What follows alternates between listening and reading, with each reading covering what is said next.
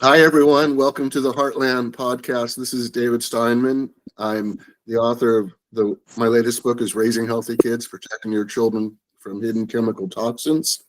And I'm the chief officer of the Healthy Living Foundation, which uses the law in Washington, D.C. and California to prosecute companies that are not disclosing hidden chemical toxins in their products. I'm here today with Robert Taylor. Robert Taylor is one of the most important and significant civil rights and environmental justice activists today in America, and we're really honored to have him. Robert's big battle over the last almost 10 years has been to rein in the lawless carcinogenic fumes of the DuPont Denka in Conserve, Louisiana. Oh, hey everyone.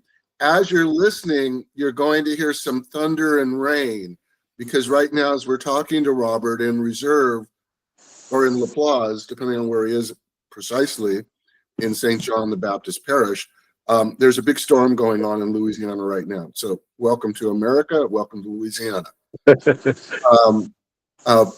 Robert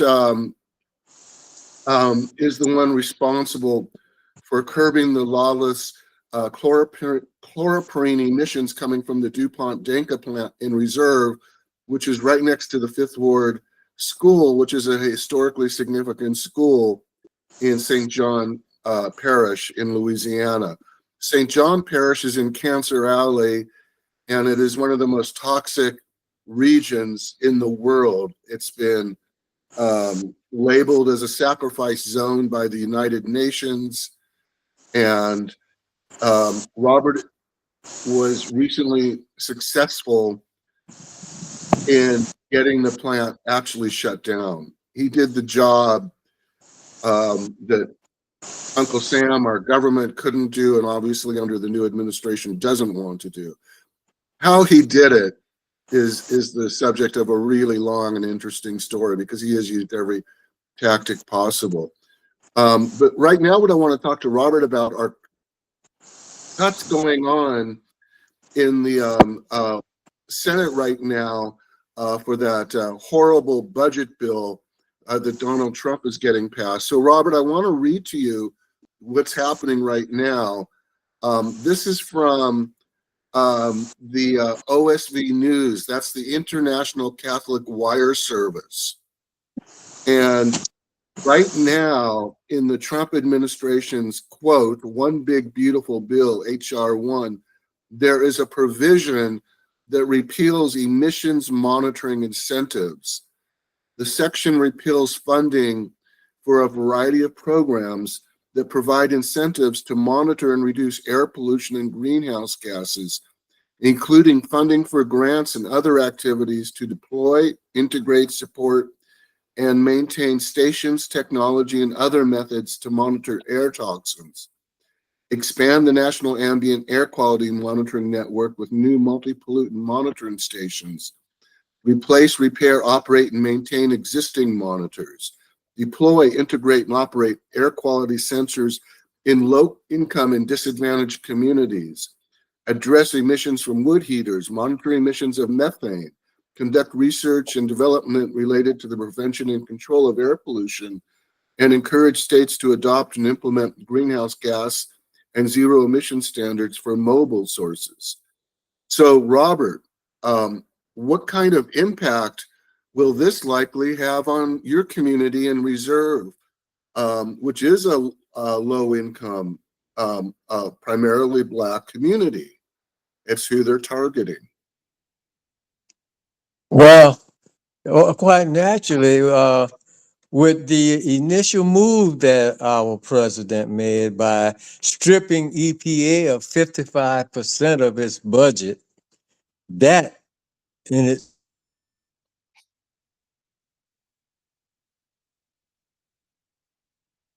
Oh, I think we got Robert froze for just a moment. Remember, there's a storm going on, so let's hopefully he'll come back in just a moment. Are we still there? Yeah, you got caught lost somewhere between Louisiana and California. Oh yeah. Yeah.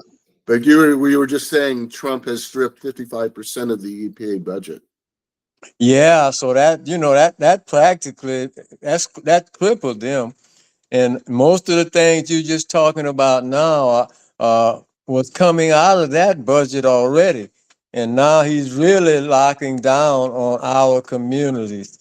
I mean, he's with these new actions that he's taking, he's really planning on making sure that these communities have no means, no ways at all to protect themselves. It's terrible. Robert, is there air monitoring going on now along the fence line for reserve, where where it has been located along the DuPont Denka neoprene plant? Well, in terms of monitoring, the only monitoring that we had that really to rely on was what DuPont Denka was doing in conjunction with EPA. Uh, there are some of the within our group and some member groups we have here, we are doing some monitoring, but the new governor has just made it a crime for us to share the information we are gathering with anyone. He's Right. made it a felony Yeah. if we just share our information. What you're So that talking about, effectively, huh? yeah, there's a bill. Was that bill passed in the Louisiana legislature? Yes. He signed it into law. Yes. That's a bill that would prohibit you or anyone else from stating that the emissions from plants are out of compliance unless you've measured those emissions with a specifically licensed, approved air monitoring equipment. In other words, if you have a better system but it's not improved, you can't use it. And what you're saying is you can be civilly liable for tens of thousands of dollars or more just for reporting your results unless they're on a government approved equipment. Exactly. Equipment that we don't have access to. And now they're taking it away from EPA. And they shut EPA down. They're the only ones that had the equipment and that was willing to share it with us. But his new EPA, who he made the head of the EPA right now as an industry guy, they probably weren't going to do that anyway. But they couldn't if they wanted to. Now that they've taken away 55% of their budget. And So Bobby, as you know, right beside that DuPont Denka plant on the other side of the school, there's another plant called Evonik where they make ethylene oxide. well, yeah, no, they use ethylene oxide to make another product, but yeah, they're poisoning us. That's one of the offsets of the process. They emit ethylene. They know it's a carcinogen. It's a proven human carcinogen, and their levels of that we can't even begin to imagine because we're not able to monitor it. But EPA was telling us how dangerous it was for us, but now that's all stopped because EPA is not monitoring it anymore. We have truly entered with a dark age, and we really have to fight. Robert, you went to Washington, D.C. recently to testify. Tell me a little bit about who you testified before, which committee, who the senators were. Tell me all about that. Well, it was a Democratic senator and a Senate, and there were several senators who interviewed us, who we got to speak before, and they were very much interested in our story and in how they could possibly help us. I'm so glad that they were taking that interest in our situation and realizing what we were up against. Uh, they were very open to our story and for finding ways that they could help us now that this situation has deteriorated to where it is now. What were some of the things that you told them about your situation? Well, I tried to keep it general, but I did mention about some personal things that were heavy on my heart at the time. You know, I just recently lost my wife of 61 years. She suffered for years as a result of her exposure to those chemicals.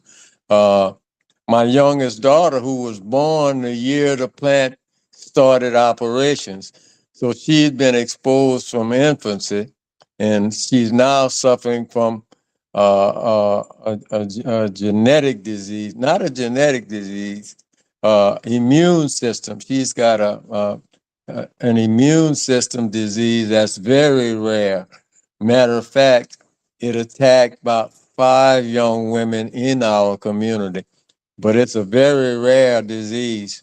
So I spoke some about those things, and especially though about the situation that the people in Cancer Alley is suffering from, and what we are being forced to live under here, and stuff that they were aware to a large extent of, but they were open and grateful for me bringing them this kind of specific information. You know, I want to tell folks in regards to the Senate bill that Robert and I discussed earlier, I'll send out a newsletter and tell you who to contact and what you can do to make your voice heard in Washington, D.C.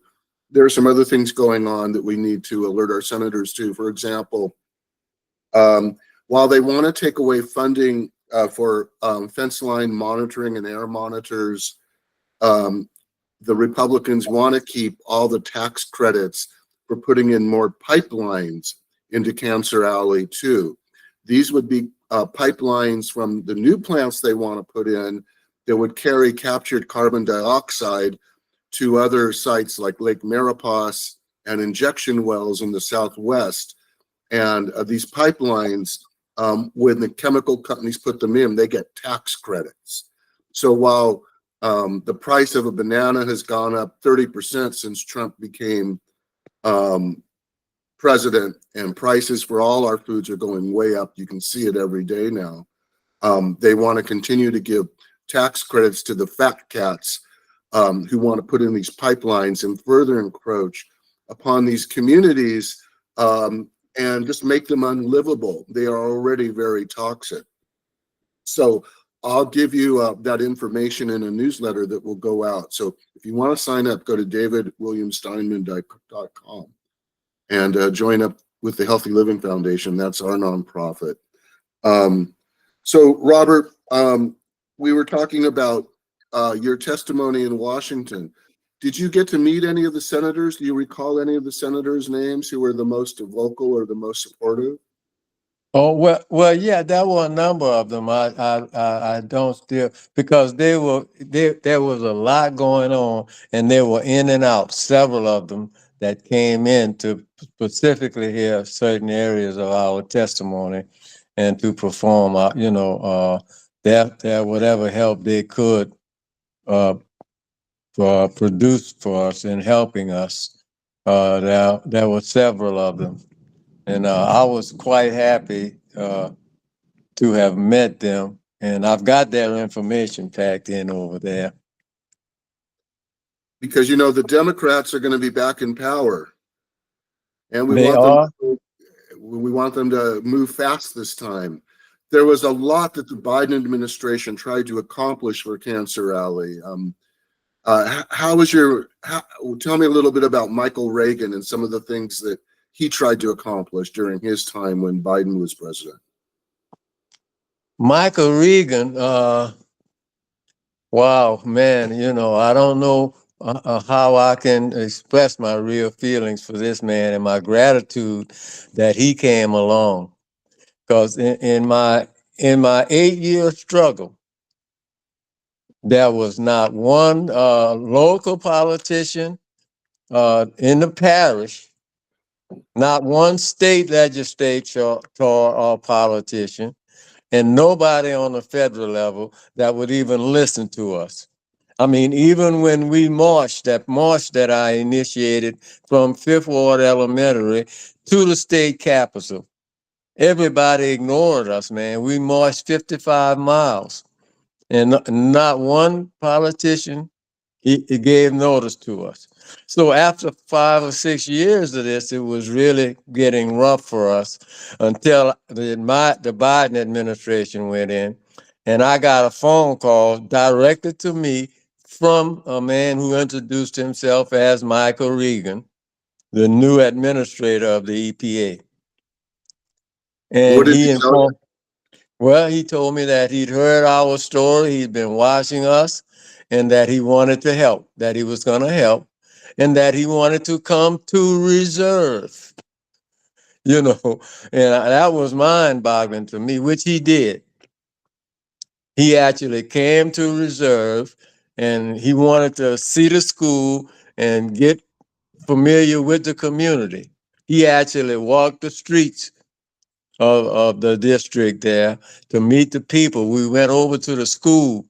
Not one school official would talk to him, not one local politician. Nobody came out to meet this man. He came from DC to help us. Nobody showed up but the local people that was there. And we really, he really came with the intent of helping us. And I'm trying to put emphasis on that, because when he asked me what I thought was some of the things that needed to be done, and he agreed with that. And evidence of that is when he went back to DC, he came up with something called the Hans ruling. And he did other things that was really been a great benefit to the people in fence line communities. What is the For Han rule? instance, What is the Han rule? Explain that for our listeners. the Han rule, really, the basic and the main purpose for the Han rule came out of the fact that EPA determines all of these, they monitor all of these plants, and they monitor all of the emissions, and they set the standards for what is a safe level of exposure that the plants can subject the people to. But they cannot enforce that. That's left up to the states. They never, for instance, with us with the horrible chemical chloroprene, EPA says 0.2 micrograms per cubic liter of air. That's the maximum that you can expose people to. But the state refused to enforce that. And the government and EPA did not have the authority to do that. And how And does that's it change things? what the Han rule, basically what it's about.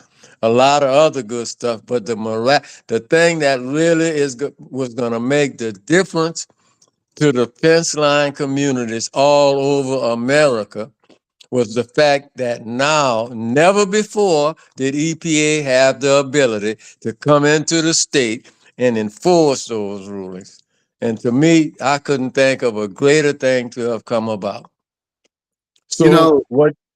I'm go on. sorry. Yeah. No, go on, Bobby. Go on. Well, what they did, so they gave the whole nation, all of the petrochemical industry in America, they gave them 2 years to adhere. They gave them 2 years to prepare and be ready to adhere to all of the EPA settings, except for DuPont Denka, who they had been fighting directly for years. They gave them 90 days to comply. And your governor, Jeff Landry, went to court to fight the EPA and defend the polluting company. That's exactly what he did. And he was successful in doing that.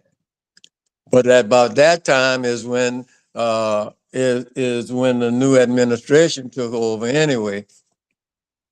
So we're still fighting to hope that they cannot stop that Han ruling. They cannot reverse that. we're hoping they can't. That means even in another year and a half, they had 2 years to adhere. We're hoping that Trump is not able to take that away from us.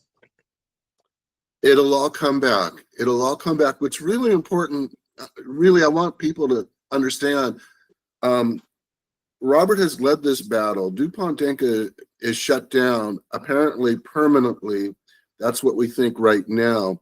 There's a lot for the community to go through right now because the community needs to rethink how it's going to deal with the Fifth Ward Elementary School, which had tried to close down.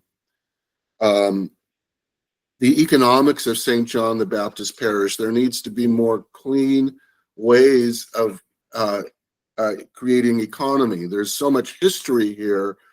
You know, there are many other, you know, there are things that could be done that would create more prosperity. Just as an example, if people were really thinking ahead, there's tons of sugarcane farming. And I keep mentioning there's atrazine in the drinking water of Cancer Alley, which comes from all the sugarcane fields. There's also a burgeoning industry for organic sugar, which would clean up the drinking water in Louisiana and create new industry because smaller farmers could take part, and that would be really important for the community. There are ways now of manufacturing plastic from sugarcane, which would create more local economy. So there really needs to be a rethinking. But Robert has led this battle for almost 10 years. DuPont Denka appears to be shut down, but there's so much more to do. Bobby, tell me about some of the other plants that are just around you. Tell me some of the names of the chemical companies in St. John the Baptist Parish and nearby, so people get a sense of just how inundated your community is. Okay, yeah, I live in a reserve, geographically is in the center of the St. John the Baptist Parish. And in reserve, we had so many of those. Well, let's start with DuPont Denka. But the largest plant, just one we have here, is in the center of reserve and spanning a large part of the plant. Marathon Oil, I think it's the second or third largest marathon facility in the United States. It's gargantuan. It is, you said the word. Yeah, it is a very huge operation, and the pollution from that thing is. We've been concentrating on DuPont Denka right here in Census Tract 708 because of the terrible things it's doing. But people like Evonik, Marathon, we got Nalco Chemical. We right on the precipice of right to our west is when we're feeling the impact of the aluminum company, the Atlantic Aluminum. We are overburdened just in this little area with all of these chemical plants that are here, the petrochemical plants, and they're constantly trying to bring new plants in. For example, they want to build a new plastic plant upriver in St. James Parish. And folks, when you got to realize your own our power here. One of the reasons Robert Taylor has led this fight, but he needs everyone's help. I mean, he didn't get help from the Democratic politicians in Louisiana because most of them sadly turned MAGA red when it comes to the environment. So even many of his local Democratic politicians have fought against him, which is just downright terrible for the party and for the people and for the credibility. But the way we help Robert is by becoming more informed shoppers wherever we are. One of the reasons why DuPont Denka had to close its plant is the market for neoprene products and single-use neoprene products and elastomer products is declining along with market demand. As more and more people get attuned to the fact that we shouldn't just be using throwaway plastic once and throwing it out, plastic forks, spoons, all that stuff. that is also playing a very big role in convincing plants that the economics are not there. Bobby, recently you went to Fifth Ward Elementary School. Tell me a little bit about that visit with the students there and what concerned citizens did for the kids at the Fifth Ward School. Yeah, well, the Fifth Ward School is a unique school in that it sits in the center of the parish, and they bus kids in from all areas of the parish into that school.